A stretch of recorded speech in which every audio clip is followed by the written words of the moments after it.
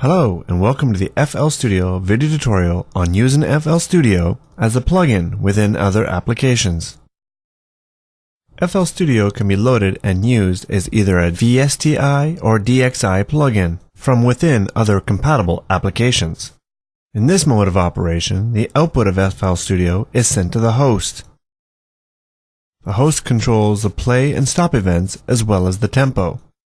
You can also control FL Studio channels and parameters using MIDI, and send each mixture track to a separate output, if the host supports VSTI or DXI multiple output plugins. Okay, using FL Studio as a plugin is easy, so let's get started. First of all, we need to confirm that FL Studio VSTI or DXI connection plugins are installed on your system. Normally, FL Studio will ask where to copy the VSTI connection plugin during the installation of FL Studio itself, and also lets you register the DXI connection plugins.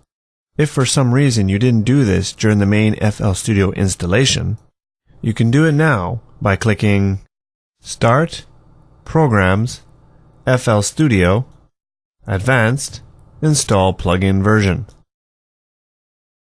For the FL Studio VSTI connection plugin, you should select the VSTI plugin folder of the application you wish to use. In this case, we'll use the Steinberg VST plugins folder for Cubase SX. DirectX plugins are registered automatically in Windows, so you don't need to select a location for this type of plugin.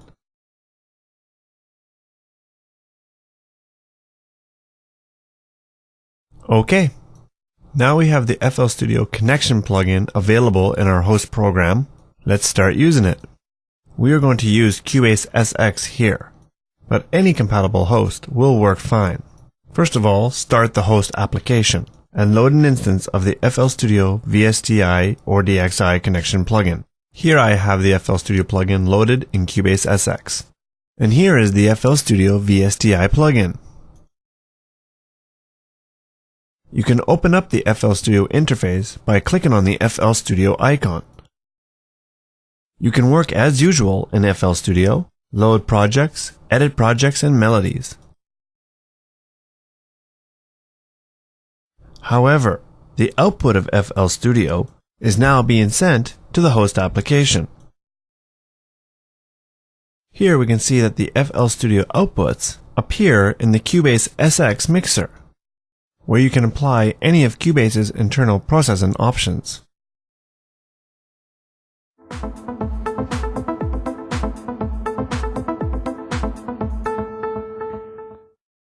If we increase the tempo in Cubase, we can see that FL Studio is synced to follow the tempo of the host application.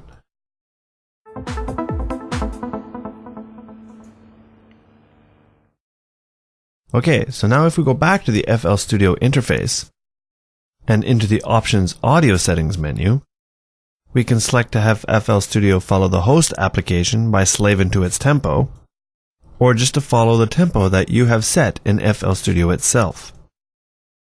The FL Studio plugin back here in the host application also includes a time offset control, which allows you to control how many bars earlier FL Studio will play compared to the host. With negative values, FL Studio will start later than the host, as in this case, 10 bars late. When you want to hide the FL Studio interface and work in the host, don't use the minimize button as you might usually do. Use the close button. FL Studio will remain active. The FL Studio VSTI version comes in two flavors: a single output version, which I am using here, or a multiple output version. The multiple output version can have up to 16 outputs. The single output version will mix all of the output of FL Studio into one stereo pair. But the multiple channel version will allow you to link each channel in the mixer to one of 16 stereo pairs. You can then mix each stereo output in the host.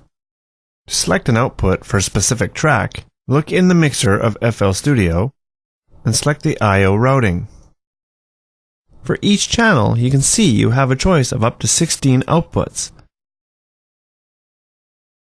All FL Studio channels can be controlled via MIDI messages from the host. To do so, create a MIDI channel in the host and assign its output to FL Studio.